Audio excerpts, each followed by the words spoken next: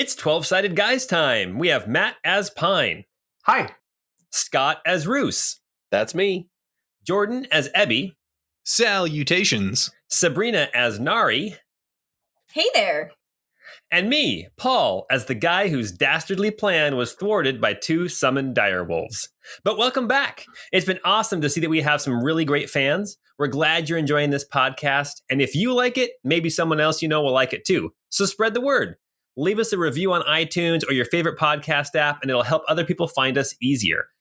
I won't bother pitching our patreon.com/12sided guys this week. That's 2sided guys. Instead, just know that we're so grateful to everyone that's excited about what we're doing. It keeps us excited to keep doing it. And if you've ever defeated an evil wizard by spinning around with a bug-catching net, then this podcast is for you. Buckle up for the Crystal Codex, episode 17.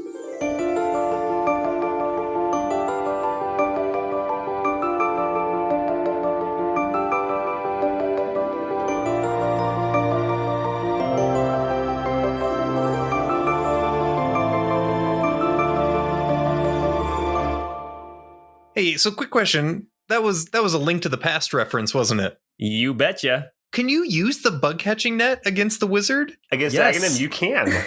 What? Yes, you can. It I has didn't no know that. It has no accuracy though, but yeah, you Yeah, can. it just wherever you're at in your spin, it just goes flying off in that direction. Heck yes. But I have beat him with it before. We played that game a lot. Oh, yeah. I loved that game. I sent my picture into Nintendo Power showing that I did it with zero live, like with zero deaths. Oh gosh. Very Man. cool. You were cool. He was super All right, here we go. The battle was so close he could hear it. Shouts, clangs, the whoosh of sudden gouts of flame. The light of a growing fire could be seen painting the tops of the trees nearest the river in light. Is that the Imperial ship burning? Thought Hop, the youngest of the Imperial patrol. He could almost hear the pop of the flames. Then quiet. All quiet except for the commands of Sergeant Barnard. Sweep west and then continue north. Apprehend anyone out in the woods and sort things out at daybreak. Those we was warned about are probably captured or sinking to the bottom of the river. Sure as not. But we've got a job to do. Move out. Sergeant Barnard's plate armor creaks as he walks, and the rain makes quiet pings off the metal. Keep those torches up. We want to see anything approaching or trying to hide from us. The soldiers on either side of the Imperial line do as they're told, casting light around their small band, but making the space beyond the torches' glow seem all the more dark and oppressive. Slowly, methodically, they trek through the woods, quiet due more in part to the cold and depressing deluge of rain than to the desire for stealth. Around trees and over rocks, through scrub and puddles they plod. In the clearing, one of the swordmen calls out, "Looks like we've got a big cat over here." Sergeant Barnard echoes with, "There might be more behind this tree up ahead." Both swordsmen start clanging swords together in an effort to scare away the beasts. "Get out of here, scat! Scat, cat, scat!" Suddenly, from up ahead, a little off to the left, a voice is heard yelling out, Fallen heaven is watching. Sergeant Barnard points his sword in the direction of the voice and calls out, "There! That is what we're after!" Sergeant Barnard rushes out into the dark towards the voice, foolishly in Hop's opinion. Hop knocks an arrow to his bow, looking for something to shoot, but finding only darkness. Suddenly, Barnard grunts and grabs under his right armpit before continuing his headlong charge out into the dark. Hop fires an arrow instinctively toward movement he spots behind a tree up ahead, just as two other arrows release at the same target. Did I hit? Hop thinks to himself. But before he can finish the thought, a giant in gleaming chainmail and fur comes hurtling out of the trees and into the torchlight. The battle becomes a blur. For a short time, it seems the Imperial victory is all but assured, but that was before the wolves showed up. As one of the giant monstrosities snaps at Hop, he feels warm liquid running down his leg. Blood or piss, please, oh please be piss. Suddenly, Hop stands alone, surrounded by enemies. The giant in the gleaming chainmail, the old man with the sword as fast as lightning, the shrouded and cloaked figure that seems to have control over the wolves, and the spry, sneaky man with the glove that flashes with some unseen power whenever he's attacked, stand over several dead and dying Imperial soldiers. One of the swordsmen surrenders, dropping both weapons and falling to his knees. At that, all of the resolve that Hop can muster dissolves away. Dropping his bow, he throws his hands up in the air. I give up too! I give up too! The four strangers look around at each other, as if unsure of what to do, before the elderly one, with the large cat ears and the cane, tromps over and lashes out with his saber. Hop's last thought as the blade whips out at him is, "He's hitting me with the flat of the blade. Thank the lords and ladies, it's the flat of the blade." then darkness. How dare you give our faceless enemies names? How dare you make it more real? It's the same reason you don't name your pig and you don't name your chickens. Yeah, how are we supposed to murder hobo everybody if we now know they have like a family and a backstory? That's what I'm here for. Well, I didn't go into the fact that his last thought was actually for his girl back home, just waiting for him to get home so he can put a ring on her finger. Oh, man. Aww. All right, guys. So this is where we find ourselves. You are in a clearing. You have multiple dead and unconscious Imperial soldiers lying around in the mud and muck. You guys are covered in blood and rain. Crumbles is there with Applebottom still strapped to his back. Just a quick reminder for everybody, Applebottom is the nickname that you guys have given to Chancellor Ramsay, in case that's kind of gotten lost in translation somewhere. There's also these two massive dire wolves. They're kind of licking their wounds because they didn't escape unscathed either, but they keep prowling around these dead Imperial soldiers, sniffing at them, nipping at them, trying to see if maybe they can get a little bite. What do you guys do? Well, first things first, Pine is going to pick up Hop's longbow. There you go. And start to scavenge some arrows. It'd be good to gather some of their weapons, especially the ones that are still alive. We want to make sure that if they do come to, they have a hard time reconnecting with the rest of the search parties. Wait, you intend to leave them alive? Of course, they surrendered. To kill them now would be a war crime. I agree with Pine on this matter. Okay. Plus, one of them has a girl back home. His name is Hop. Oh, sweet Peggy Sue. I'll see you someday. Sorry, you can cut that. Please feel free to cut that from the recording. Hop and Peggy Sue. Oh. Roos is going to go and collect the daggers that he threw and put, sheath them. All right. I think Nari wants to check out that overturned wagon and see how long that's been there and where it came from. Okay. Well, Nari, why don't you make an investigation check? And then, Roos, you make an investigation check as well. Oh, really quick, one thing. If you guys want any kind of light, these torches are both lying in the grass, and they are sputtering and fizzing. And if you guys want to keep the light, you need to pick them up out of the ground. Nari would definitely want to grab a torch. Okay, we'll say that you grab the torch from the downed Imperial guard, Imperial soldier that's closest to you, closest to the wagon. And you manage to get the torch up before it goes out. Roos got a 27 on his investigation. Okay, yeah, you find every dagger, including the one that buried itself deep into that great swordsman's armpit. I'll pull it out and clean it on his clothes. Okay, as you go over and you start pulling out the dagger, the two dire wolves are there. They're sniffing at the great swordsman. They kind of nip at you. They don't lunge at you, but they see you coming towards this body that they kind of see as being theirs. Now they are controlled by Ebby, but they are still freaking wild beast dire wolves. Got it. Ebby's going to turn to them and say, Phobos, Demos, settle down here. They actually kind of come over to you. They put their tails down between their legs and they come over. They lay down on the ground next to you and they start licking each other's wounds and trying to clean up the blood off their fur. So, as it relates to these individuals that we've knocked unconscious, I'm thinking of having Phobos and Demos here carry them off into the woods, see if they can leave them someplace. That sounds like a decent idea. We should probably search everyone first. But we probably don't want to spend too much time here either. So let's make a quick work of it. I agree. All right, guys, I got a list. Okay. Pine would specifically be looking for, like, he already grabbed Hop's longbow, and I'm even naming it in my character sheet, Hop's longbow, even though I don't know the dude's name. And I'd be looking for some arrows. I think with our current state and being somewhat very damaged and low on resources, being able to do some damage from a distance before closing that distance might help us out a lot. You managed to find 23 arrows between the different scouts that had their bows and arrows. Perfect. Roos will pick up a bow as well and say, all right, that sounds like a good idea, Pine. Perfect. Okay, you guys each have a longbow.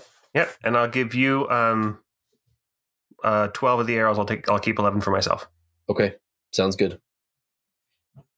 Ebby's going to kind of look around on some of the more heavily armed individuals, like the great swordsmen and some of the other long swordsmen, and see if there's any magical artifacts or anything that looks kind of particularly interesting or valuable. Do you want me to roll like an investigation or anything like that? Perfect. Make an investigation check. Got it. Ebby rolls a 3. It seems it's you've got dark vision. It seems like a lot of this is just mundane. Covered in blood, mud, and dirt and gunk. Everything looks basically just like mundane, normal stuff. There's definitely some valuable equipment, but nothing looks magical. Got it. Okay.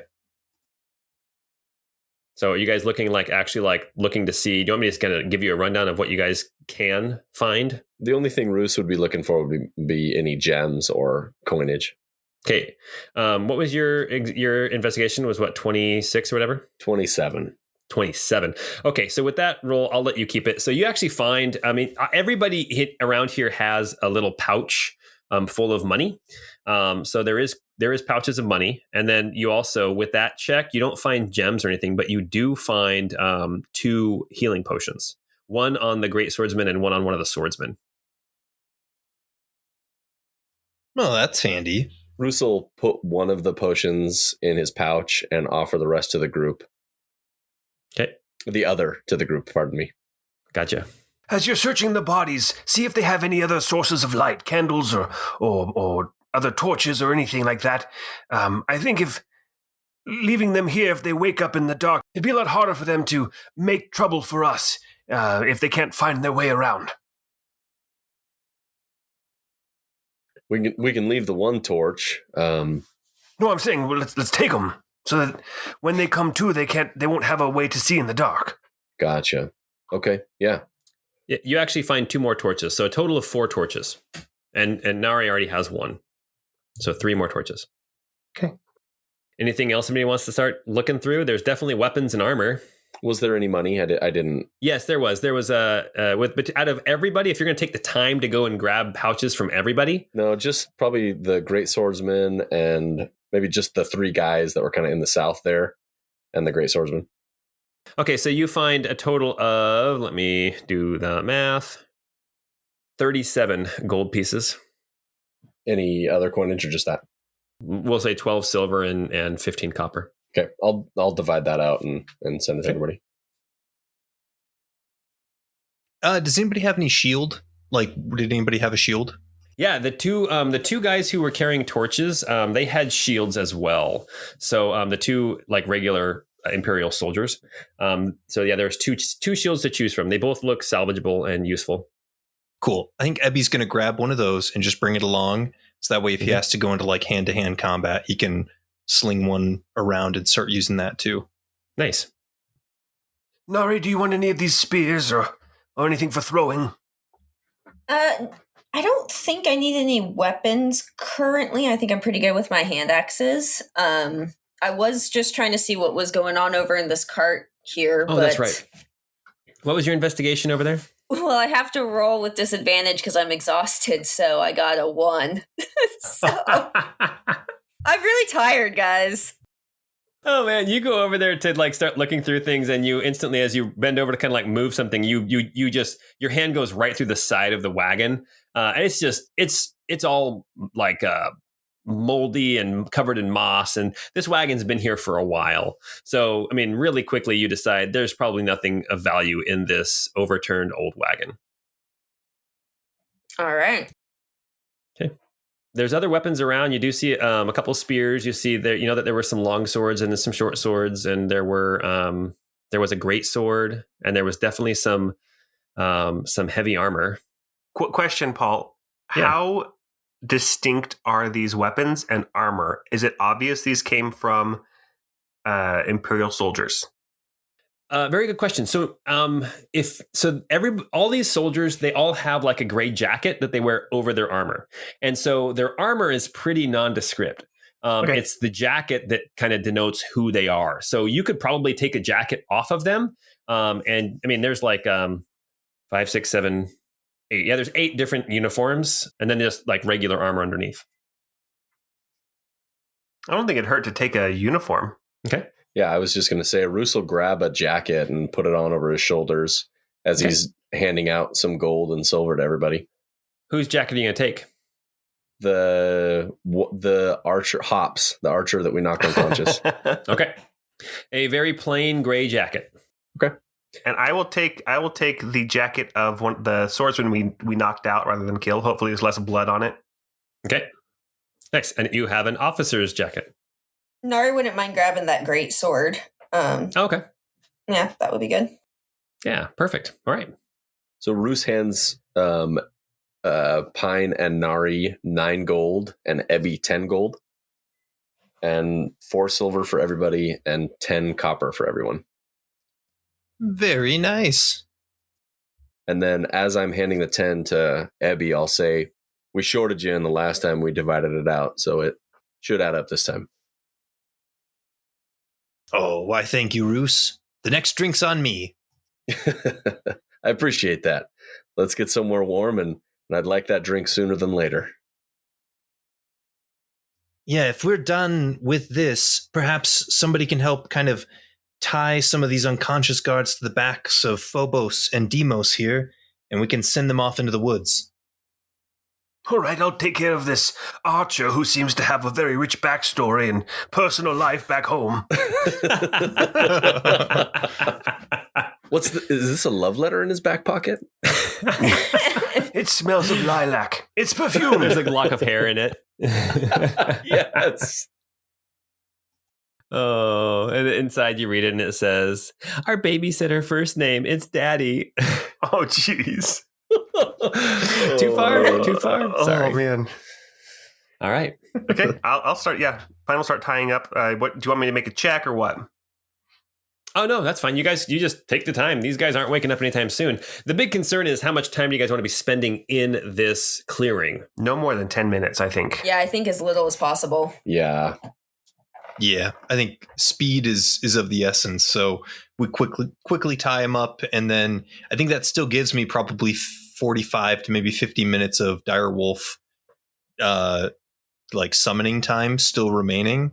Right. What I'd like to do is have one of the direwolves, call it Deimos, head basically like straight north for as long as that wolf can go until the spell basically wears off, and then the other one will go kind of north by northwest. That's a good song, by the way. Wasn't that a movie? Who does that song? I'm trying to think of who does that one. Faded Paper Figures. I don't know if I've heard that. Or it's north by north, lest we have to settle down. That one? I had no clue. But North by Northwest was a Cary Grant movie, right? Yes. And if you watch it, that little kid plugs his ears before the gunshot goes off because he knows it's going to happen. Because he's a terrible actor. Because he's in on the conspiracy, Paul. Come on. All right. So Phoebos and Bopos, whatever their names are, Wolfos and Lobos. It's Phobos and Deimos. They are Phobos and Deimos. They're I think, is it Greek or Roman gods? One is of terror and the other is of fear. Oh, geez. Nice. Okay, so that's legit. That makes sense. Yeah, they tear off with these guys dragging behind them, just bumping along on the ground. It's Greek, by the way. It is Greek. Yeah, so the Greek god of fear and the Greek god of terror. That's where we get phobia.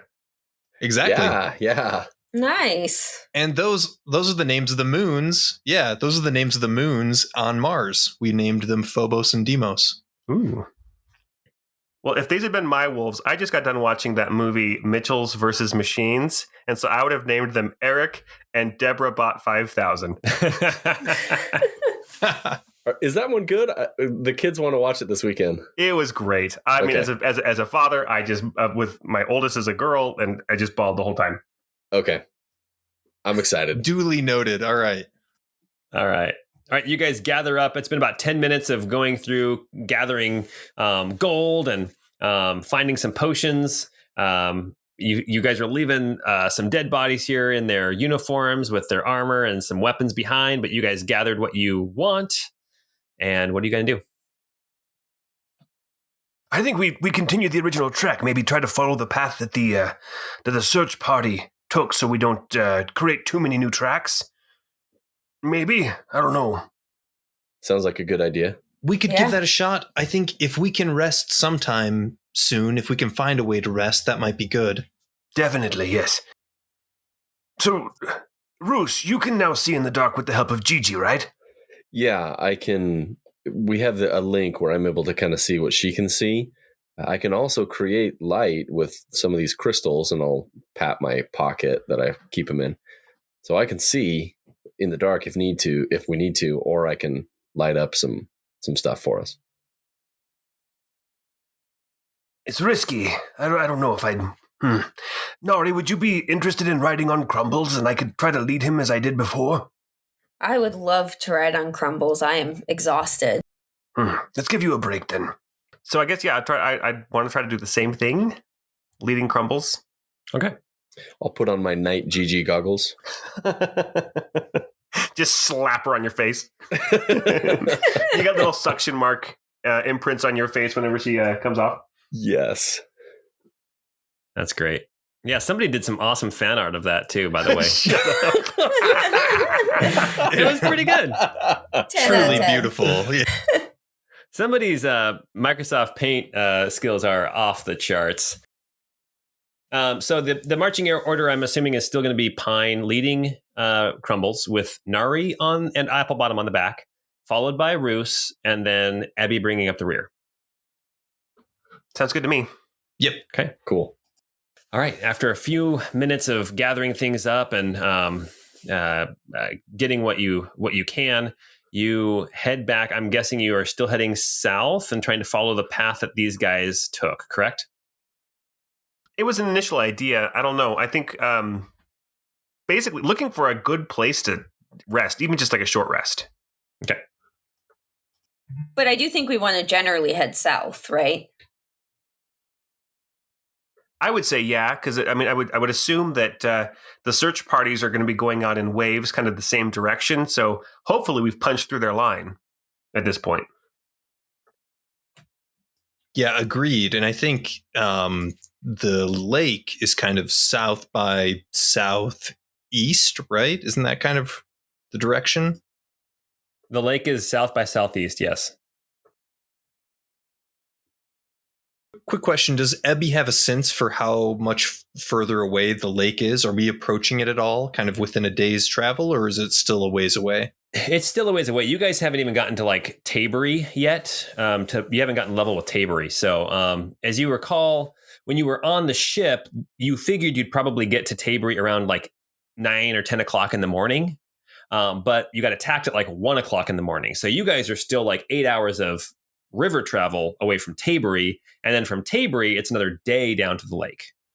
Got it.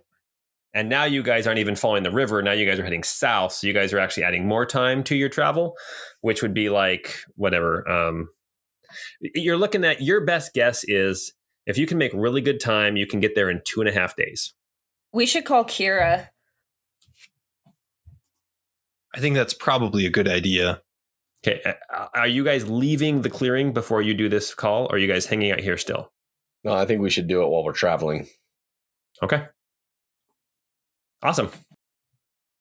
All right. You guys start heading out into the forest, stomping through mud and going around trees, over rocks. Every once in a while, you come to like a little pond. It looks like these ponds are not necessarily always there, but the rain has been coming down so hard that the ground is saturated.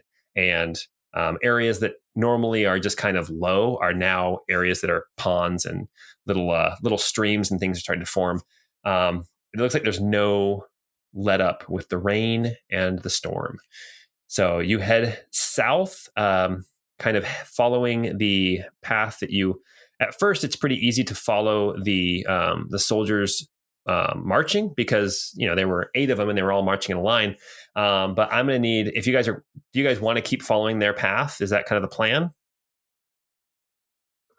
I don't want to follow it for too long because I don't want to risk running into like their, base of operations or something.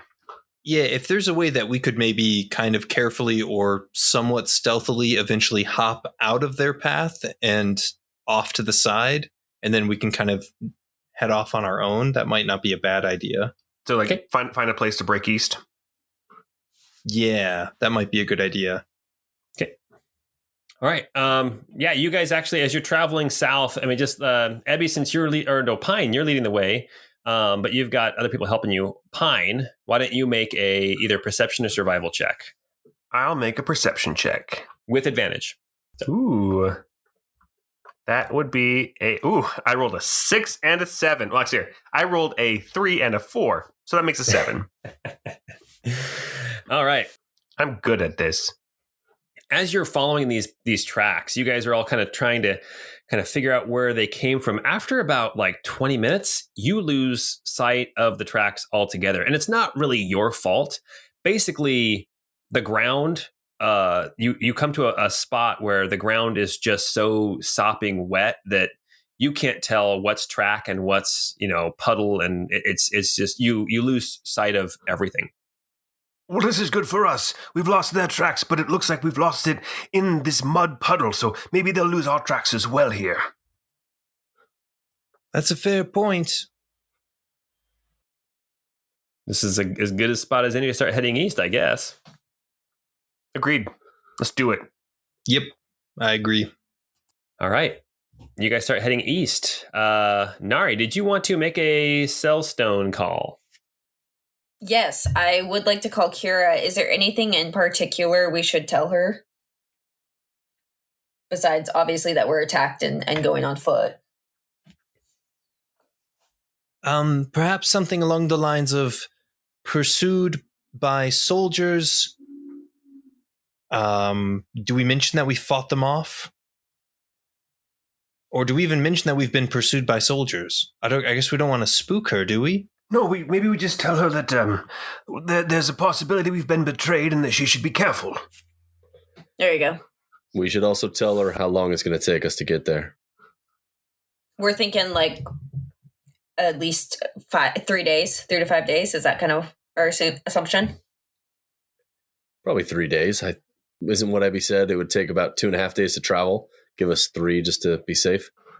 Yeah. Okay. Yeah, 2.5 days if nothing else unforeseen happens. Wink, wink. Well, if you know what's happening, then it's not unforeseen. So therefore, 2.5 days.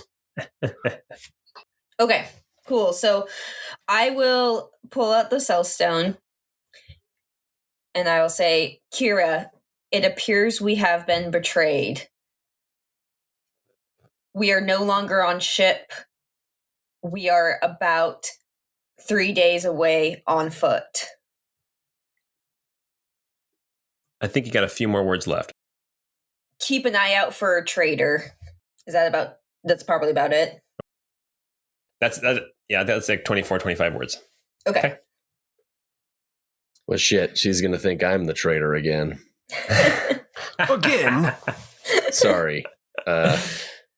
Yeah, maybe around another campfire, I'll tell you a story. Well, let's find a place for a campfire. I'm interested to hear about your treachery. I would love a campfire. Nari, as you're sitting there with this crystal in your hand, suddenly it glows red again. Womp, womp, womp. And you get this response back, and it's Kira's voice. And it says, tread carefully. Still meet at Westfall Lake. There's an old settlement, now destroyed, on the north shore. We are pursued, but no contact. And that's where she stops. Nari, you bring up an interesting point. We are betrayed, but I'm trying to figure out. I've been trying to piece it together. Who could have betrayed us? Initially, I thought it might be Applebottom, which is why I knocked him out. Also, so that he wouldn't take, the opportunity of us encountering Imperial soldiers to make his move for escape. But the fact that Zach Braff seems to be in on the treachery as well makes me think that it must have come from either Colbury or the mayor. Or the mayor's husband. Oh, yes. I mean, in cahoots with them, but that could have been how they were able to distract us and get the word out. Yes, possibly, yes. That Hulk Hogan-looking fella. He does the mustache. Oh, no. Last time I saw him, he was ripping his shirt off and, doing the whole, put his hand up to his ear and listen to the audience, so. Oh, man. I believe I heard him say something like, "Come here, brother." Didn't he call us little Hulkamaniacs as we were leaving? I heard that. I heard it. Oh, yeah. I'm pretty sure. I distinctly remember him putting baby oil on his arms and saying Hulkamaniacs. Oh, you mean his 24-inch pythons? Yeah. Oh, my gosh. All right. Yeah, his red do-rag. Okay. So when Ramsay left Tabery, he took about half or maybe more of their regiment of Imperial soldiers with him. When we met him in the cave, we only fought Ramsay and the deacons. So whoever his next in command was that was with him is probably still there. That would have been below him and Rolf. There's some sort of leadership still operating with about half of a regiment of Imperial soldiers. That's true. The thing that I'm just trying to wrap my head around is how we were betrayed by Zach Braff. And yes, I'm calling him Zach Braff forever. Which... All right. You guys are having this conversation as you're moving through the woods. I'm going to have you guys can make a group survival check. So one person make it with advantage. And basically what you're doing is you're looking for a place to stop. Is that kind of what I'm gathering? You guys were talking about getting a campfire or something? Just something to warm up, yeah. Mm-hmm. Okay. Yeah, something to sleep. Even if it's just a cuddle puddle for an hour. Ebby can roll that. Okay. Yes, please. I was going to nominate Ebby. 17. Ebby rolled 17 and a 9, so his advantage roll is 17. Awesome. You guys are trekking along. It's hard to tell how much time has passed just because it's so dark. It's so rainy. I hate to keep describing how miserable it is, but it really is. Just you're out in the middle of a storm, in the middle of a really bad rainstorm where the drops are like as fat as gumdrops hitting down on the ground. I don't know how else to describe them. They're big, fat drops. It's not a mist. If all of the raindrops were lemon drops and gumdrops, oh, what a world this would be. Darn you, man. You saw through my descriptors. All right. Oh, I was just going to ask if Ebby would know, is rain this heavy pretty normal for this time of year? That's an excellent question. Well, it actually follows rain normal for this time of year. Oh, yeah. This is an autumn, like a fall storm. A lot of these places that are kind of, the slight flooding are places that flood every year. But usually this kind of a rainstorm will last, 12 hours, maybe a day and a half tops.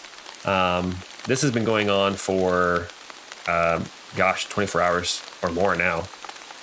This has been going on for like 36 hours. Okay, so it is a little weird, but people would still be prepared for flooding and stuff. Probably, yeah. Yes, what we have here is a higher alpine rain or cloud forest, and so the rain is actually quite common, especially in these diluvial floodplains here that we find ourselves in. Wow. Yes, quite. I have no idea what you said. All right. All right. As you guys continue to walk along, after you rolled a 17, after a while, you you who can see in the dark, everybody except for Nari, you see it looks like the trees have been kind of every once in a while you come across a stump. So it's not, it looks like somebody's been out here cutting down trees.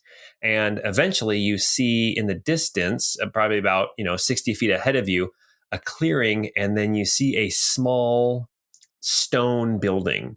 It looks like the stone is not like brick; it's like almost like river stone, stacked on top of each other, with a nice tile roof. But from where you're approaching you guys are kind of approaching this building from the west.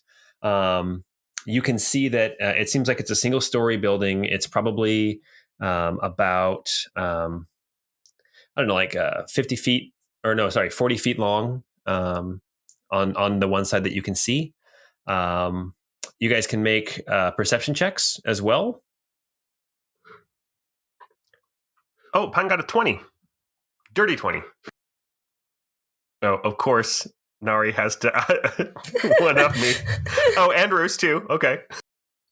Roos got a 23. Nari got a 24 with disadvantage, so That's so great. Ebby got an 8. Oh man. So the light is very low, but because of the clearing out of the trees, because it's kind of cleared out around here, Nari especially, you can see that there is like a shape of a building here, and a couple things that you guys notice: no lights in the windows, and no smoke coming from any kind of chimney. You do see that there's a chimney, and there's actually 2 chimneys on this building, and there's no smoke coming from either one. Granted, it is probably about 3 a.m. at this point. well, let's see if anybody's home. It's out in the middle of nowhere. It could be somebody that just lives in the woods by themselves, so we should tread lightly. We can take them. All right, what's the plan? Remember that even if there is no one here, we would be guests in somebody's home. So let's be respectful. And then you guys both say, "Okay, Dad." Okay. So Roos will kind of skulk up to the house to take a peek through one of the windows. Are you moving quietly? You trying to be stealthy? Yeah, I would like to try and be stealthy. With a lizard on your face. Yes. Why don't you make a stealth check? So here's the deal. This is what I realized. When you're looking through Ebby's eyes, it takes your action, right? So your action is gone while you're using the dark vision. Yeah. Just a heads up for future reference. Yeah, that's fine. So I rolled a 25 on stealth. Fantastic.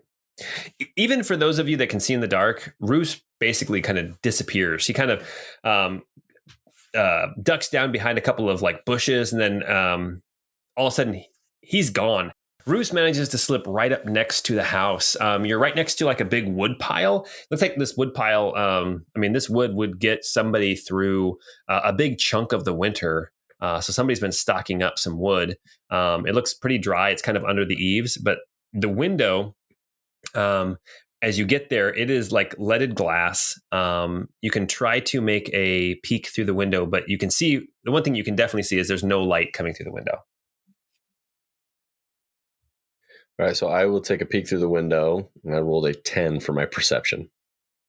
As you kind of pull yourself up and look in through the window, it's just dark inside. You can't make out any shapes of any kind in there. Okay.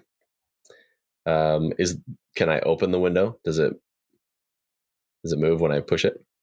Why don't you make an investigation check? Got an 11 for investigation. I rolled a 3 on that. You can't find any kind of mechanism. You're not even sure if this window does open or not. Okay. You kind of start putting your fingers like around the edge of the sill, and you don't feel any gaps. So either it's very well made or it doesn't open at all. I'd like to kind of shimmy around the building and look for an opening. Okay. Are you going to go north? Or are you going to go south? I will go south around the stacks of wood. Just kind of quietly move around the corner of the building. Okay. You kind of get around to the edge of the woodpile, and you can see that the front of the building actually has like a wooden, like the roof comes down and about 10 feet out over the front of the house, and there's like a covered porch on the front. It's like a wooden porch. Looks like it's relatively well made, like dark wood, aged, but just like the craftsmanship is pretty good. Not like the craftsmanship of the mayor's retreat, where that was like almost like a mansion out in the middle of the woods. This is like somebody built this place with a lot of love and a lot of care. Now, are these planks of wood, are they in disrepair or like rotten, or are they in good condition? They look like they're in good condition. They've been here for a while, but they're in good condition. In fact, as you're looking, you don't need to make a check for this. You can see there's a couple places where some of the boards look new, like somebody's replaced some of these planks that may have been rotting away or something. So somebody's been taking care of this place. Okay, I am going to head back to the party, and I will let them know. I'll say, all right, guys, I think someone lives here. There's a fresh stack of wood. Someone's chopping wood for the whole winter. It looks like there's a block of wood that somebody's chopping down south over there. I'll kind of point in that direction of the wood block. And I'll say, and the deck and the patio look like they're in good shape. Somebody's keeping this place up, so I'm fairly certain someone lives here. Well, if there's somebody inside, maybe we could find a place around the outside, under the eaves or someplace to get out of the water. Around the outside? Around the outside? Look, stay outside, not go inside. Yeah, I'm fine with that. I'd hate to knock on their door at this late hour, so maybe we can bother them in the morning. If we go unnoticed, then all the better for them. Puts them in a much safer position than harboring fugitives. That's true. Yeah, I'd rather not have anyone stumble upon us in surprise in the morning either. If we can get out without being seen, I think that would be best. Everybody going to move up to the house then? Yeah, I'll move back up to the house. You guys all move back up to the house, kind of approaching the wood pile. Did you guys want to go and explore kind of around the house, or are you guys just going to kind of stay here by the wood pile? Roos will sneak around the house. Okay. Just kind of walk the perimeter just to be certain that everything's okay. Okay. I'll let you keep your same stealth check because it was amazing. Okay. I'll start exploring while everyone else is getting settled. Okay. What's everybody else want to do? Well, I can't see, so I'm just kind of going to start taking a snooze and just trying to gain some rest here. Yeah. Okay. We'll say that they lead you up against the wall, and then you kind of sit down next to the wall and are able to just kind of take a load off for a bit. Anybody else? Everybody else is kind of hanging out there on the side of the building? Yeah, I think so. Okay. All right, Roos, as you go around the building, you would go around the back and you see that there's another window on the back, like east corner. And again, you can't see inside. But as you come around the other side, on the west side of the building, you see another stone building. And as you kind of approach it, you can kind of peek in and you can see what looks like it must be some kind of a stable. The roof is lower. There's some stalls in there. And actually, are you going to go inside? Yeah, I'll poke my head in the door and just kind of listen for anything, any movement, any animals. Okay. You peek your head in. You see there's a wagon there. You see there's some hay, like some like baled up hay. But you also see that there's a few stalls. There's like 5 or 6 stalls, and they're all empty. There are no horses in this stable right now. It's like a barn / stable. Okay. You also see out in between both buildings, there's like a well, and it's a covered well. There's a wooden cover over the top of it. Okay. Roos will quietly walk back to the group and say, I think I found somewhere more secure for us to sleep for the night. Wonderful. Follow me. All right, I'll follow. Leading Crumbles. Yeah, and I'll lead them into the stable. Okay, perfect. You guys all go around into this stable. You see there's 1, 2, 3, 4, 5, 6 different stalls. They looks like you guys can make like investigation checks or whatever if you want to figure out kind of anything about this place. Sure, I'll make an investigation check. Ooh. Ebby rolled a natural 1. Pine rolled a 7. Okay. Moose got a 26. Okay. Nice. And Nari got a 9, but I don't know how good that is when you can't see. Yeah, Nari, you find a good enough place. You as you walk in, you feel this wagon, and you're like, you know what? That's a good enough place to kind of lay down. So you climb into the back of this empty wagon and lay down. That's about as far as you get. Honestly, that sounds about right. Yeah. You don't even bother grabbing any of the hay to make it even more comfortable. You just lay down in the wagon. Roos, as you're looking around this stable, you see it looks like the stalls are clean. Like they haven't been used, or at least if they had been used recently, they've been cleaned out since then. You're not really an expert with animals or anything, but it looks like maybe it hasn't been used for a while, maybe weeks or maybe even months. You do, though, find a saddle as well as a bit and bridle. And that's about all you find out here in the stable. Okay. I'll point the saddle and the bit and bridle out to Pine and say, do you need anything like that for your new horse? Well, we've been doing all right. It would be useful, but I would hate for someone to come here expecting to have their riding gear and be so far away from a place where they can replace it. Even if I did leave money. Okay, well. I appreciate the thought, though. Yeah, of course. Well, maybe we can chat with the owner in the morning, or just kind of abscond away without them seeing us. Yeah, I think the latter would be what I would prefer. Help me get Applebottom down into his own stall. Yeah. Here. I'll walk over and help him lower Applebottom out. Applebottom is still unconscious. I'll just check to make sure he's still breathing. Make a medicine check. Okay, medicine. That's a nat 20, 420. Okay. You got a 20 with your nat 20. Fantastic. It's a natural 20 and a dirty 20. Pine, as you're checking on him, he's still breathing. His breathing seems kind of ragged, though. Not strong. Not like you don't think he's in danger of dying, but you get the impression that he's in bad shape.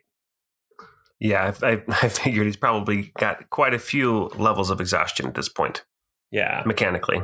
Okay. Yeah, I mean, you're not a doctor, but I mean, basically, you're fairly certain there's a concussion, exposure, dehydration. All those things are possible. Well, let's give him back his crystal. That sounds fair, and I'll hand it to him, or I'll kind of poke him and say, "Is he awake though? Can he attune to it?" Well, I think he's already attuned to it. We did it before, where we kind of just balanced it over his forehead, and it started to take. Oh, here, I'll let you do it then, and I'll hand you the. I'll try to do the same thing we did last time.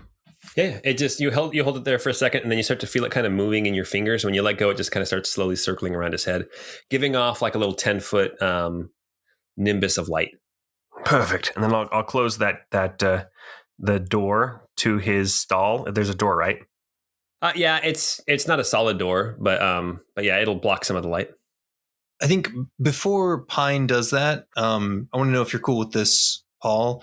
I want to go in there and see if I can do a combination of a medicine check as well as use a first level spell slot to try to heal up some of what's going on and see if I can stabilize him so he's not deteriorating. Okay, but you want him to stay unconscious? Whether he stays unconscious or not, I don't necessarily care. I mean, It'd be great if he does, but more so I want him to just stay healthy. Okay. Yeah, so we'll say you can use the level 1 spell slot, and then if you can do a medicine check, difficulty 12 or higher, you can keep him unconscious. Cool. Okay, let's give that a shot. 15. All right. How many hit points do you give him?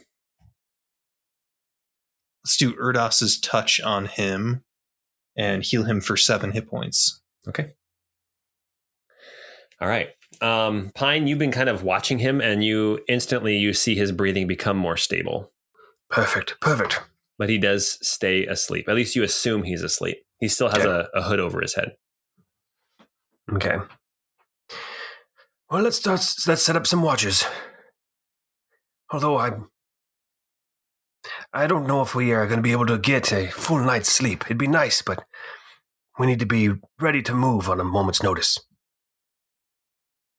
At least just a couple hours. Yes. Before we get moving again. All right. You guys talking then like a short rest? I think that's really the safest. Yeah, I feel like a short rest is kind of all we have time for. Okay. All right. So you guys are going to hang out here for about an hour? Yeah. Just long enough for Nari to get a nice nap, and then hopefully be somewhat refreshed, everybody, to move on. Okay, so then here's what we'll do. How about everybody will, you guys can do your short rest, burn your hit dice, however many you want to do, gain back whatever skills or abilities. And then if you guys want to have a conversation for this hour or something, that's fine. All right, I am just doing all that in D&D Beyond, and then I'd love to have some conversation. I really want to talk about the prophecy, guys.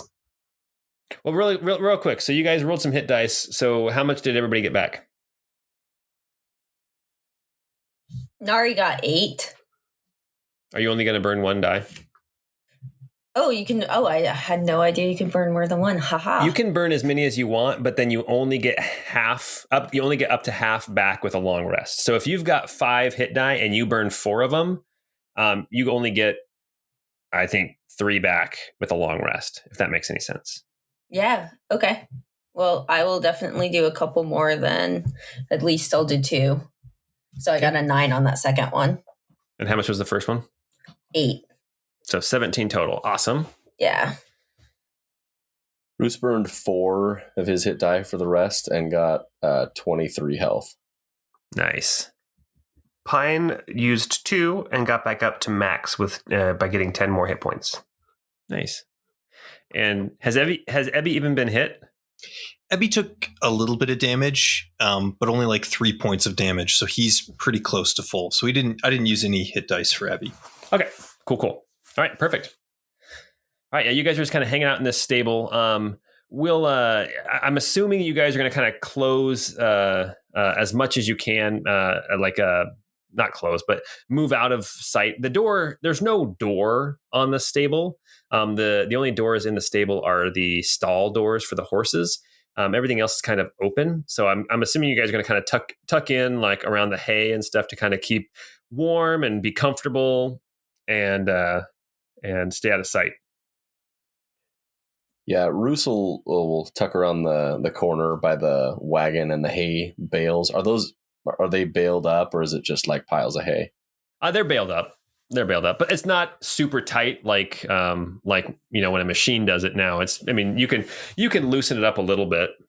Yeah, so I'll loosen it up, loosen up some of the hay and kind of press it against the wall and just kind of rest sitting in the corner. Okay. And I would want to make sure that Applebottom and Crumbles, if they're in any stalls, that they're in one not right in front of the open door. So Gotcha. they'd be off in the corners. Okay. The way that I'm picturing it, you guys are all kind of moving up towards kind of the north side of the stable, out of view from the doorway. Okay. Exactly. Any lights at all, or no lights except for that little crystal? I see no lights.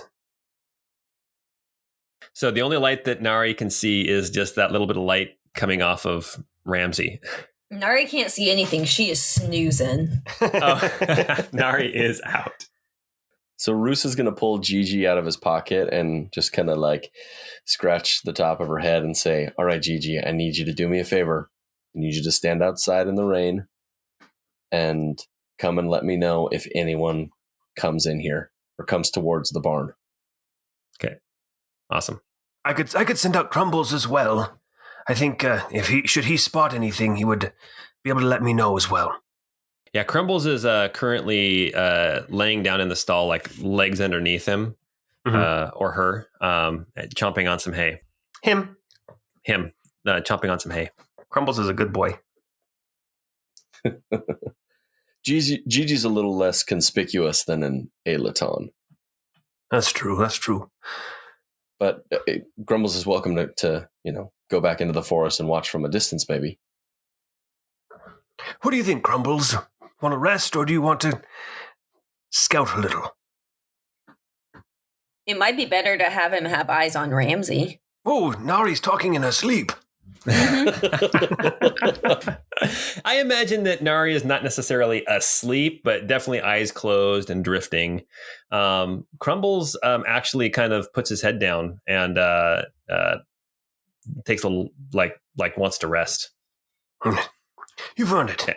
And Ebby, if you're there nearby, you sense from his body language as well as his low, calm bugling that he does, just kind of that he's tired. He is a fey creature, but he still is subject to exhaustion, just like the rest of you. And he has been going. Remember when you guys were on the ship, he was running alongside. So that's true. He's tired. Poor boy. Yeah. I think even Crumbles is going to need a rest here pretty soon. All right, well, let him take it. And in the meantime, I think we have some things to discuss. When I heard the words of the prophecy, the prophecy about the heir of Evralin, I was immediately struck by the word pedal in the second half. Obviously, you know that my late wife, her name was Petal. And then the next line says, the tree grows strong, and our family name is Pine. And, I'm no arborist, but I'm pretty sure a pine is a tree. I don't want to assume that this prophecy is in any way speaking of me, but I can't help but find myself in the words. Yeah, it does vaguely sound like it's talking about you. I just can't make heads or tails of what this has to do with the heir. Or what you would have to do with the heir. What are the words of the prophecy again? Do you want to go through line by line and see if we can make any sense of it? Yeah, we can read through it again, look at this, and try and figure it out. Do I need to read it, or you guys got it? We've got it. Should we reread it for the audience?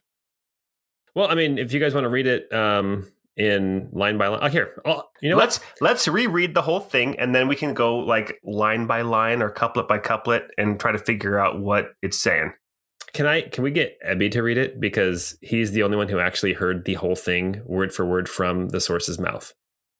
Yes. Yeah, mine was garbled through Gigi's ears. Yeah. You kept hearing like the licking and the slapping of a tongue on an eyeball. Yes, so as I recall, this was the prophecy that I heard. A king I see in raiment fine, upon his flesh the worms now dine. The line of Evralin is strained, within one child its blood remains. Atop the trees a shadow lies, the mountain Tabor blocks the skies. The heir in ignorance who plays, 'mongst fallen leaves and shortened days. And then the additional portion went like this. When mountain's ink begins to break, and Moshe's ore a breath does take, when petal falls but tree grows strong, what once was stopped again moves on. The ancient knowledge is unearthed, a plot of ages long since birthed. What was to be may yet hold sway, if the angel has his say. Well, the part about the heir of Evralin is mostly the first half, right? There's a king in raiment fine who's dead. The worms dine on his flesh. And the line is strained, so only one heir, the one child, its blood remains. So there's only one heir to the Evralin throne. And then it says, atop the trees a shadow lies. The mountain table blocks the sky. So that's where they get the idea that the Heir is somewhere near Tabery in the shadow of Mount Tabor. And then in the Heir in ignorance who plays, so the Heir doesn't know he's the Heir. Or she. I think you're correct. And then amongst fallen leaves and shortened days, that seems to me to speak of the autumn, right now. Exactly. It also sounds really childlike. Nari's going to kind of sit up and just grunt this out. And it seems childlike. Do we have an estimated age of what the Heir might be? I don't know, but it does say he plays. He or she plays. Roos, when you received your commission to try to track down the Heir of Evralin, did they give you any kind of hints or indications? I was just told to track down rumors. We got information that there were rumors and the idea that an Heir was somewhere in hiding around Tabery, and I was sent out here to ferret out any of these rumors to figure out if there's any sort of veracity to them. Well, it would seem to me, based on the prophecy, that the Heir may not be hiding. The Heir may just not know that they're the Heir. But suppose if the Heir is actively hiding, is it possible that the individual we met the other day, when I was out in the field having a lovely conversation with Porthos, who was it that you ran into there? It was, Folbury. Yes, but the woman. Oh, Mayor Joyce. The Mayor of Tabery. How long has she been the mayor? 10 years or so. Real quick, 8 years. Oh, 8 years. 10 years, give or take 2. Sorry, I just want to make sure. I said 8 years a couple times. I just want to make sure that that's clear. It's 8 years, which means just a timeline point I want to make sure that everyone understands. 8 years, meaning that she was the mayor for 3 years before the Empire took over. Okay, so there's that. So yes, as my memory serves, it's 8 years. She was the mayor for 3 years before the Empire took over. How long ago did the Evralin line get extinguished or cease to serve in the leadership?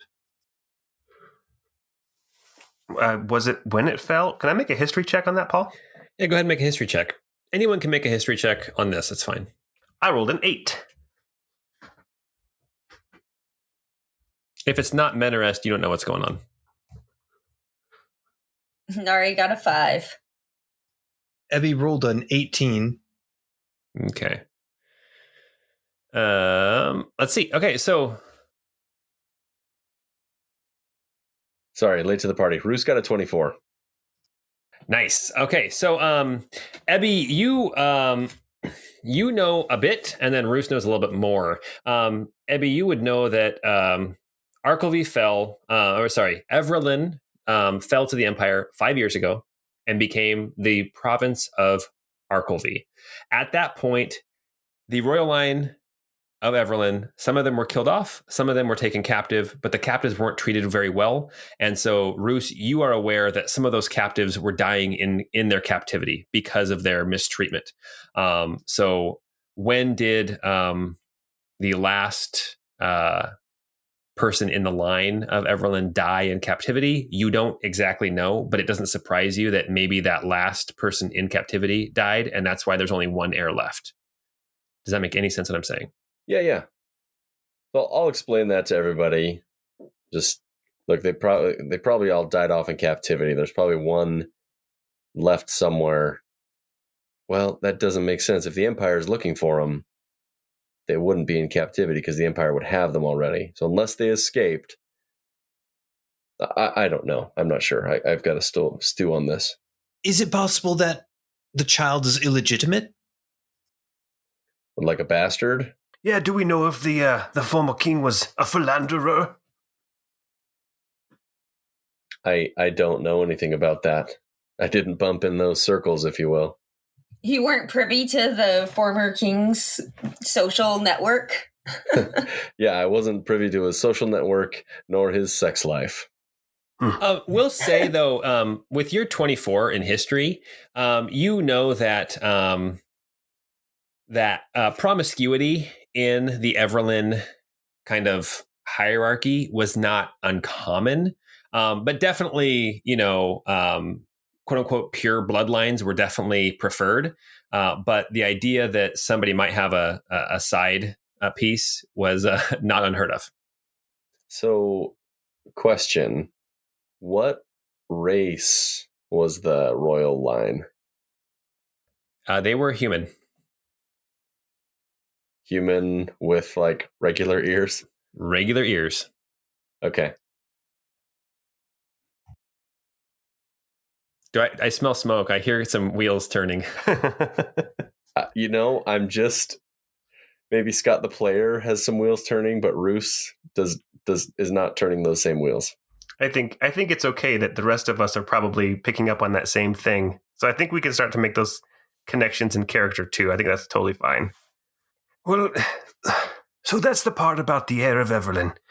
The next part, we start to go into some seemingly unrelated pieces. When mountains' ink begins to break, and when Moshe's ore a breath does take, when petal, this is part about me, when petal falls, but tree grows strong, what once was stopped again moves on. I don't know what any of that would mean. I mean, any glaciers that we know that are melting and not flowing anymore? Well, if petal and tree refers to me, again, don't want to assume that I'm important enough to be part of some prophecy. But, Nari, you're from the mountains and you're covered in some sweet-ass ink. I do got some sick tats going on, and I have noticed that this one ring, it started to break up, which is obviously not a normal thing to have happen. So I guess maybe it could be related. Are you showing that tattoo to everybody right now? Yeah, I would I would roll up my sleeve and kind of glance around, but I can't really see. All I can see is a glow of light near apple bottom. So I don't know if I'm facing the right direction. When you look around, all you see is this really nice ass up in the air. All of Roos's things are balanced on it. Yeah, I'll take Pine will go over and take a look at the tattoo. Yeah. You see one of these bands around her arm. It looks like it's got like a cracking through, like a spiderweb fracture, like on a window when it's a rock hits it and it spiderwebs out, kind of like that. Except for the spiderwebbing is actually the skin color going through the darker color of the tattoo. I mean, it looks like if somebody had done that tattoo on purpose, it would be quite intricate. But you don't remember seeing that the first time you met Nari. That's amazing. So Moshe's ore. Evie, does Moshe have a specific ore associated with him, like iron or magnesium or tin or something? I don't necessarily recall. Paul's that something that might ring to Ebby? Not really. I mean, Moshe is growing things and life. So ore is kind of a dead mineral, right? So, I mean, Moshe's ore is kind of almost an oxymoron. Right. Of all of the deities, of which I recognize all of them, but I seem to have a closer connection to Moshe and Lady Artarian as well, but even primarily Lord Moshe. To suppose or to provide some sort of a supposition here, if that first line dealing with the mountains ink beginning to break is a reference to Nari, could this Moshe's ore be a reference to me? Well, I do believe that. I'm sorry. I started to say that, and I felt like I was a southern belle. I do believe. I declare. Yeah, it would have been declare. I do declare. Yeah.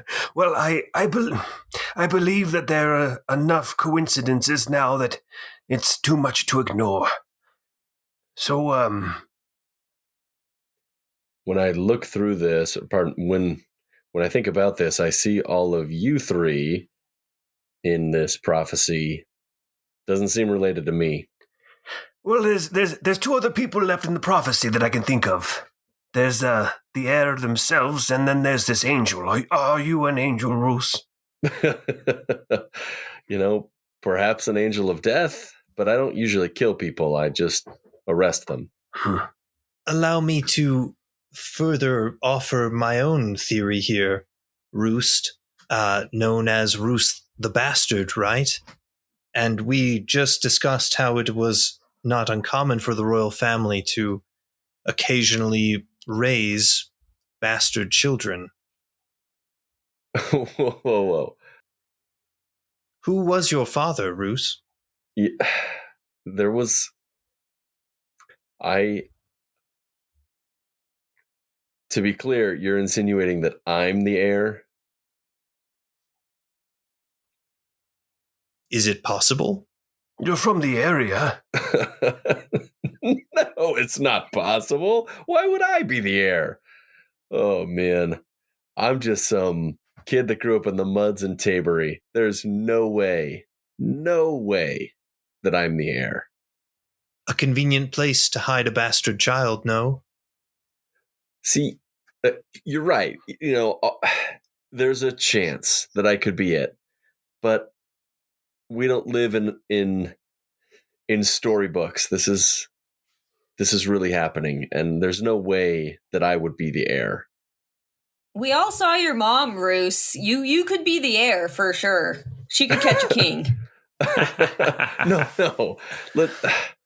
There's no other evidence that would point to me being the heir other than the fact that I'm a bastard. We could run back to Tabery. I could round up countless other bastards that don't know who their fathers were that could easily fit that same description.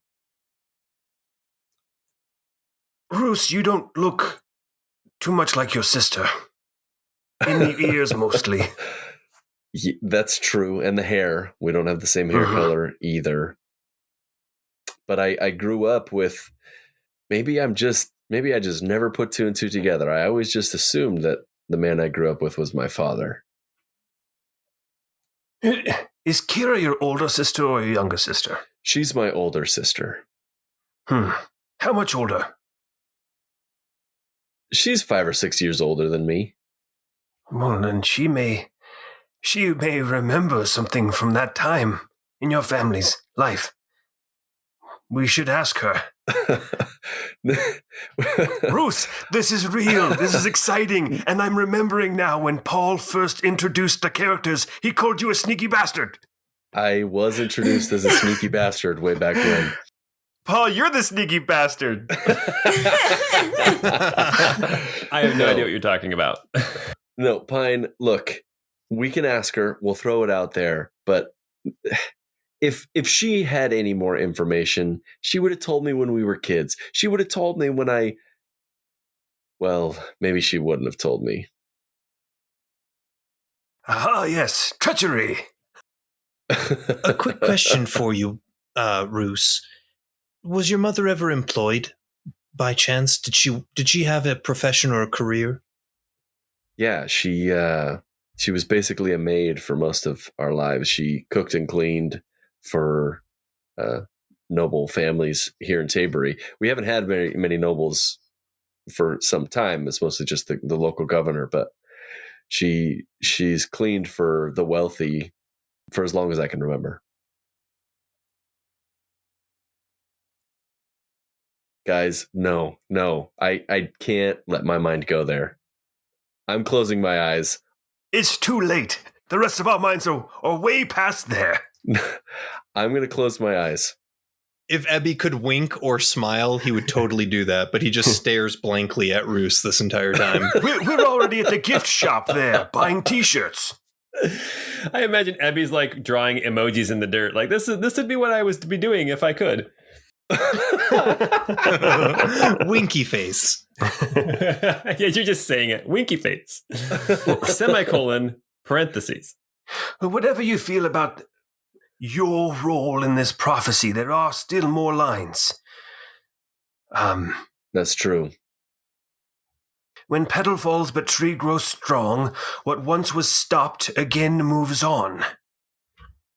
That makes me think of, we've been talking a lot about the key in the stasis. The ancient knowledge is unearthed, a plot of ages long since birthed. Again, I think that applies to... Maybe that book. What we've been discovering, yes, the book. Mm-hmm. What was to be may yet hold sway if the angel has his say. The only angel I can think of is Iramil, the angel of unity of the Empire. Huh.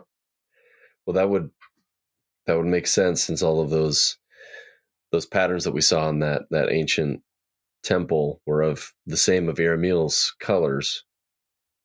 No, I don't know. Real quick point of order. They weren't Iramil's colors. That was the Imperial colors.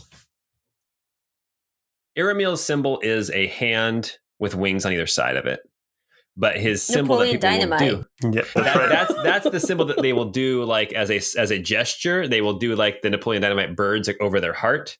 But the sign is actually like on the flags and stuff is actually a hand with the fingers up to pointing up, palm out in front of, like almost like saying stop, and then there are wings on either side. The question to me, and this kind of is, Chancellor Ramsey had said something about the angel having kind of a plan or something. When he spoke of the inevitability of everything, it dealt with something here. Is it possible that there is some machination underway and in the works currently, this plan that the angel had laid the foundation for perhaps centuries ago, and that plan is beginning to unfurl now? Yes, I mean, if that plan is what we've been talking about as inevitability, then it would seem that the angel is on the side of the inevitable. That that Applebottom is firmly in the corner of their angel, wanting to make it happen again, or continue where it left off.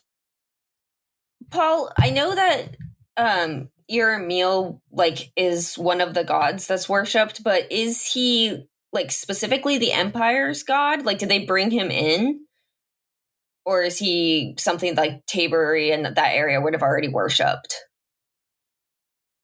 So the Angel of Unity, Iramil, is he was strictly an Almarian deity that they worshipped. So Almar, actually, it's not even Almar. Whatever the previous name of Almar was, that is written down somewhere that I don't have on the tips of my fingers. But when the Almarian Empire was formed, the Angel of Unity was kind of their deity that they spread to the rest of the Empire. So it did start with the Empire, or at least the beginnings of the Empire, worshipped Iramil, this Angel of Unity. Okay. So no, Tabery would not have worshipped Iramil. And in fact, he's kind of a foreign god, which is kind of one of the reasons why I like the fact that you guys have a hard time saying his name, because he's different. He's not what you're used to. Gotcha. Okay. So this prophecy seems to be less and less about the Heir and more about what we've been discovering as of late. So maybe the Empire isn't interested in the Heir as much as the rest of the prophecy. And that's why they're here, trying to get the rest of the prophecy to go through and be fulfilled. Yes.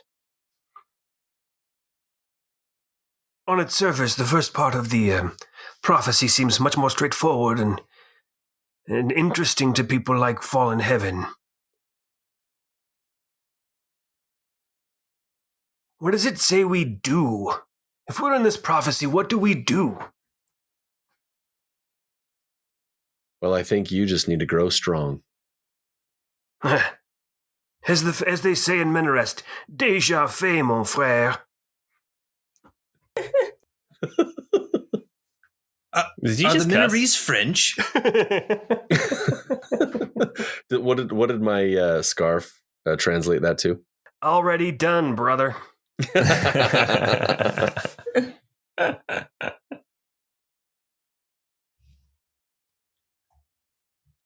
It makes me wonder if perhaps the prophecy here is not so much. I wonder if it's not even complete. It's simply telling us almost things that we may already know, that we exist, that we came together. It's strange to think that perhaps that was foretold. And it's also hinting at the angel initiating or carrying out the plot that had been begun long ago. But in terms of the next steps, maybe there's another prophecy. Maybe. Or maybe more verses to this one. So, looking at or thinking back on the prophecy. Sorry, listeners, I'm reading the prophecy right now, so when I say looking at, I'm looking at it. It says, when mountains ink begins to break, Moshe's oar breathless take, when petal falls but tree grows strong, what once was stopped again moves on. Maybe we don't do anything. Maybe we're simply signs or omens. The fact that we are here and that we're part of the circumstances that have started up this cycle of inevitability again. What's the point of a sign that nobody knows except for a handful of people? It just doesn't make sense. Well, you're looking for sense in the prophesyings of a mad oracle. Yeah.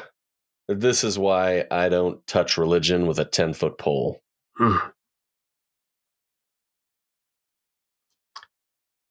I was going to make a clergy joke there, but I won't. Oh, gosh. Nah, man. Oh, my gosh. It's a lot to think on. Roos, what would you do if you found that you were the heir of Evralin? Would you turn yourself into your superiors at Howling Talon? I don't even know how to process this. I'm trying to think about what it would mean, but what would I do? You know, let's say I'm the heir and I'm the rightful king of Arkelvy. Okay, that sounded weird. Let's just say that I am. What would I do? I don't have followers. I don't have people. I can't go and reestablish the throne. I don't even know if I want that. I just...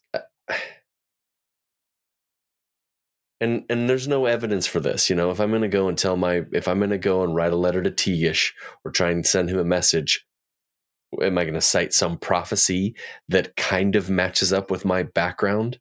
I mean, it's tenuous at best.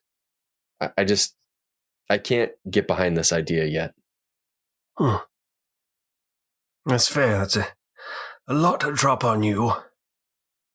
And a lot of it is conjecture.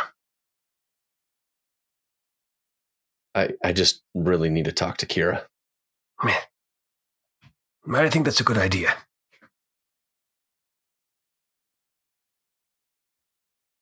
If Kira knew, do you think she really would have kept it a secret for this long? I mean, not even just from you, but from anyone. I mean, even as Fallen Heaven. I've traveled with you guys for some time now. Kira and I had a bit of a falling out, and it was my fault, so she doesn't trust me. And I don't blame her for keeping it from me if it's something that she did keep from me. I guess I thought that, even with their strained relationship, she, her loyalties to fallen heaven, it seems like might even be stronger than her loyalties to family. And, it seems like she's looking for there as well, at least a little bit. I don't know. Yeah, I don't know. I really need to talk to her. Has Kira even heard the prophecy? I don't know. She spoke of rumors, but maybe that's all she knows. Maybe she didn't tell you because she couldn't put that information together, because all she knows is that there are rumors, not what the rumors are or what the prophecy was. Yeah. She didn't tell me very much because I rolled really bad. I was going to say, I'm pretty sure there was a 9 in there. That's one of those numbers that I'm pretty sure I remember it was a 9. You're like, hey, so what do you know? Roll a 9.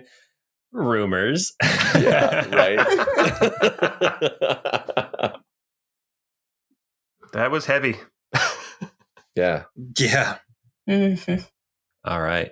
You guys sit here in the stable. Your conversation dies down a little bit. You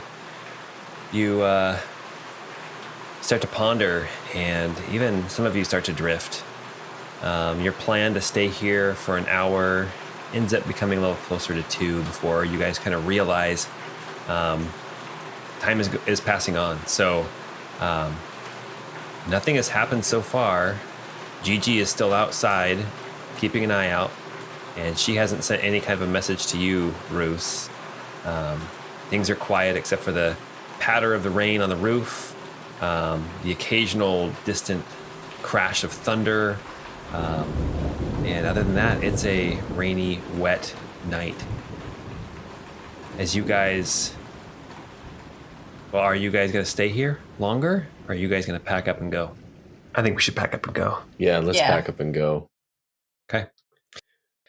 You rouse Crumbles, and he gets to his feet. Come on, boy. Up and at them. Up and at them. Thank you, radioactive man. Crumbles kind of gets up and shakes his kind of mane that elk have, and nuzzles your hand a little bit, and then kind of lowers his head, indicating to you that he's ready for whatever you need him for. You are a good boy. You're the goodest boy. And I'll ruffle his ears. And Applebottom is still out in the stall next to Crumbles. After a couple hours, though, it's been now probably 3 or 4 hours, and you see that he starts to shift and move a little bit more. Not awake, but rousing a bit. Okay. I'll check his bonds. I'll check his bonds. Okay. And then help get him back up on tie him back to Crumbles. As you, I'm guessing you're going to get some help because. Oh yeah, because I'm very weak. I think strength 8. Roos will help, but he's not very strong either. Nari can come over and help out. Nice. Nari, you're looking refreshing. I feel much better. I also couldn't help but notice the boots with the fur. They look nice on you. Fashion is no accident. Nice. All right. So you guys get Applebottom back up onto Crumble's back. You tie him on securely so that he won't slip off.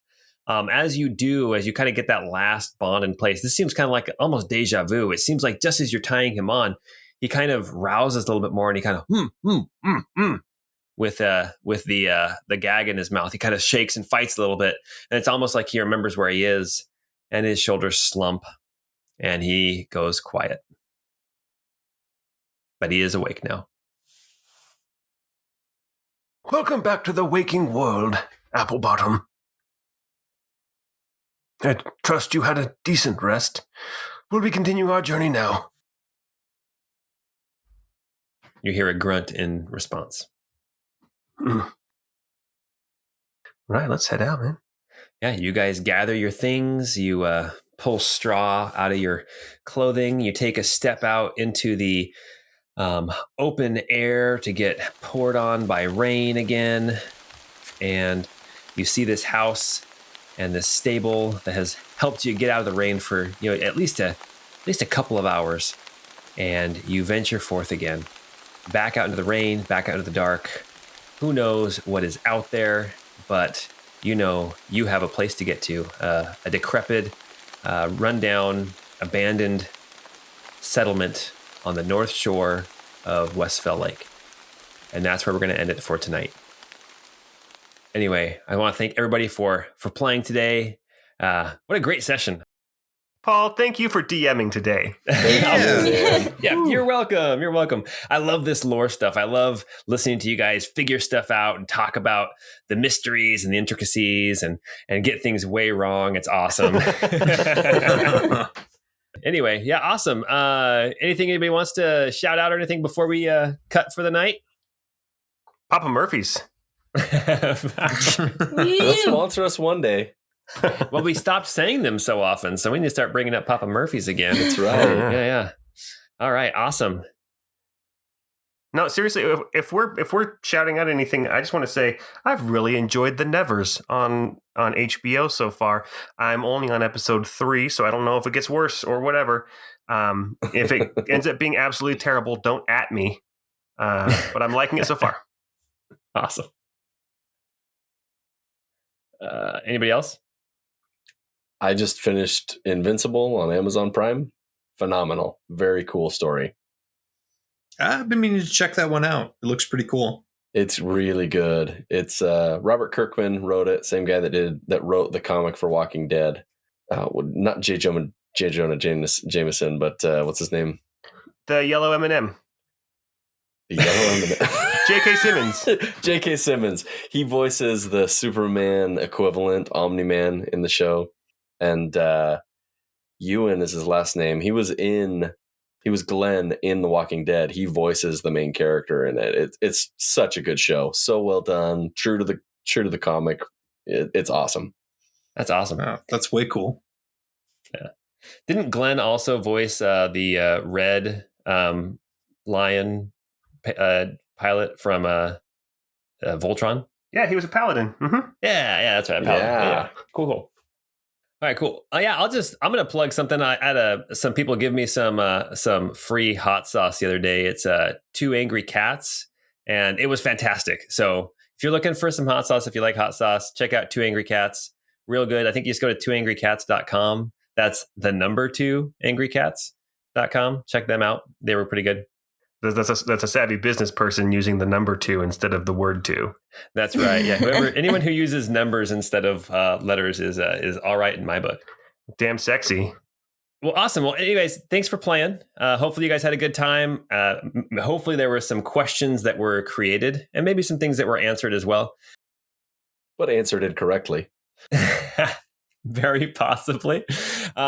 Anyway, yeah. So go ahead and tweet about us using hashtag 12-sided guys, 12-sided guys. I'm starting to figure out how Twitter works a little bit, only by your guys' coaching. Also, spread the word. Let people know we're out there. Give us a review, whatever. It all helps out. Anyway, thanks for listening, and we will see you next time. Have a great day. Oh, wait, no, I said it wrong. It's have a great time.